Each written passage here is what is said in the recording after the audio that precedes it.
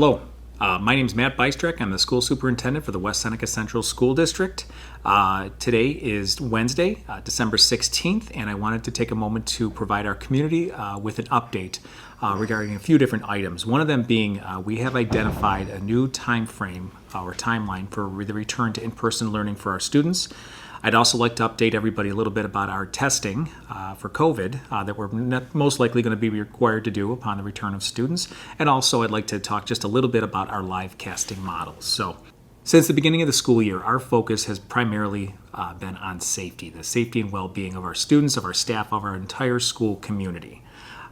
And returning students to school at a time, coming back after the holidays, we're hearing that it's expected to be a spike in COVID cases, infections, hospitalizations, and then balancing that with the fact that, we're hearing from officials at the state, local, and federal level that schools are generally safe places to be. So that has been really our eternal struggle, but we're going to be working to be able to bring our students back. Last week we communicated a timeline for that return. I'm happy to report on a couple of different things. That one of them, first of all, as far as our testing is concerned, we have been approved by the New York State Health Department to be a limited service laboratory. So this will enable us to conduct testing on our students. We're going to be utilizing our own nursing staff and our own staff to be able to do that. I'll say a little bit more about that in just a moment.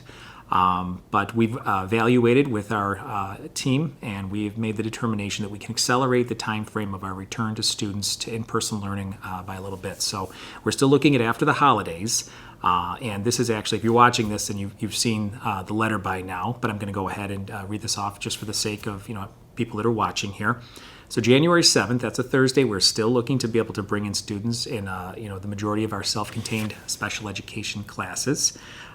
January 11th, and here's one of the changes, we're going to be bringing students from our district-run UPK programs up through grade 2. And then January 19th, the following week, we're going to be bringing the remaining grade levels at our elementary buildings in. And then January 25th, we're going to be bringing in our secondary building. So that's middle and high school programming. So we've kind of bumped everything up by about a week for the most part. So a little bit of the rationale behind that. Again, it all goes back to safety. With our younger learners, we felt it was important to have a phased-in, staggered approach, which we're really doing over a 2-week period to be able to help our students, and our faculty really adjust to some of the new safety protocols that we have in place. We just feel our younger learners are going to need a little bit more individualized attention. So we also feel as though there are going to be some other logistical issues that we just want to be able to work through in a safe manner and make adjustments a little easier if you have fewer people in the building as we're doing it. As far as our secondary students at the middle and high school are concerned, we do feel as though they're going to have a greater ability to be able to adjust to some of those protocols. And frankly, phasing in students at the secondary level is much more problematic because of, in many cases, you have multiple grade levels in a particular class, or the way that special area classes are scheduled and things like that. So that's why we're just doing it on one day. At the end of the day, it really is going to come back to safety for us, and that's why we're taking the measures that we're taking here. So as these groups phase back in, and I'll give the example of the January 11th when UPK through grade 2 comes back, the A cohort will be in, for instance, on Monday and Tuesday. The B cohort and our C cohort, which is our fully remote model, fully remote students, there's going to be a lot more asynchronous work just that week for those groups, just because we really want to focus our attention on the students that are in person with us. It's only 2 days in a given week, and we feel it's going to be important that we really give them our undivided attention and helping them to, whether it's touring the building or just getting accustomed with things. So it'll be much more asynchronous work just during this phase-in period for the groups that are remote on a given day.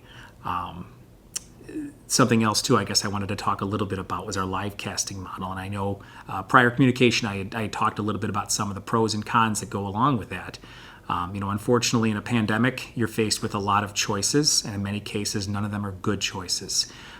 The live casting model, whereby our educators will be teaching to a group that is in person, but also at the same time a group that is home remotely or at another location, It has a lot of benefits. The most important being it's a continuity of education. We're not switching teachers. It allows us to pivot back and forth between remote learning if we needed to do it on a large scale and in-person learning. So it does have a lot of benefits. But I will say one of the biggest challenges is for a teacher or an educator to try to teach to two groups at the same time.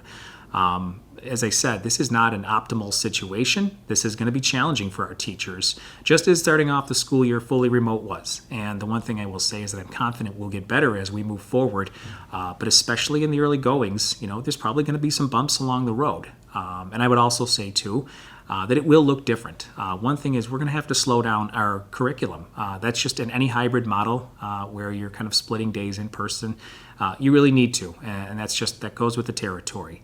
And I'll just give an example of what it might look like as well, because when students are in person, we want to make sure they're getting our undivided attention to the maximum degree possible. So if you have a math class that's, let's say, 35 or 40 minutes long, the first 10 minutes or so, the teacher may be teaching and do a mini lesson, but then may need to pivot. And the students that are remote would log off and do some more asynchronous work. It'll be meaningful, but do some asynchronous work. And then the students that are in person will get the full benefit of that teacher being physically there. So that's an example of how things could look. And our teachers, our professionals, they'll work with our administrators to make sure that they are maximizing the amount of time that they have to work with all of our students. But I just wanted to give you, some for instances. So again, this is going to be a challenge. I think it's something that we're up to, but it's going to be something we're really going to have to work through. So finally, I just wanted to update everyone a little bit on our testing process. So in the event that we are still in one of the micro-cluster zone designations, whether it's yellow or orange or red, upon our return, we would still have to do some testing. We're planning on doing the testing. As I mentioned earlier, we have been approved by New York State Department of Health so that we can do this testing. We sent out a consent form last week to all of our students. We've surveyed our staff quite a while ago, but to all of our students and families, and we're just asking that people strongly consider consenting to the testing. It is voluntary. We're not mandating it, but we do need to have a certain threshold, a number of people that are consenting and willing to test in order for our buildings to open. It's based by building, and it's right now, being in an orange designation, we would have to test 20% of the total in-person population. That includes students and staff. We'll be using our own school nurses to lead the charge on this. They've been phenomenal thus far in helping us to work through some of the challenges that we've had, and there's a lot of reporting requirements that we're currently implementing. But I would also say, too, that we will be notifying parents in the event that their child has been selected. So if you consent to it and say you're okay with it, we would notify parents that their child is going to be tested, and obviously we would notify them of the results as well. And we're going to be creating opportunities for families, if they want to be present during the testing, for that to happen. More information will be communicated about the actual process we'll be utilizing in the coming days and weeks. But I just wanted to speak broadly.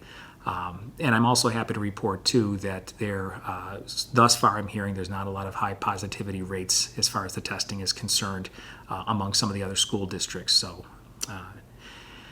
So that's a lot for everyone to process, but I felt it was important to get this information out there now. As always, we appreciate your continued involvement in the learning process and the education of your child. We can't make this work alone. So I'd like to extend my sincere thanks to all of our families, and also to wish all of our families a happy holiday season, a Merry Christmas, whatever holiday you're celebrating. I hope you find this time enjoyable and relaxing. Thank you.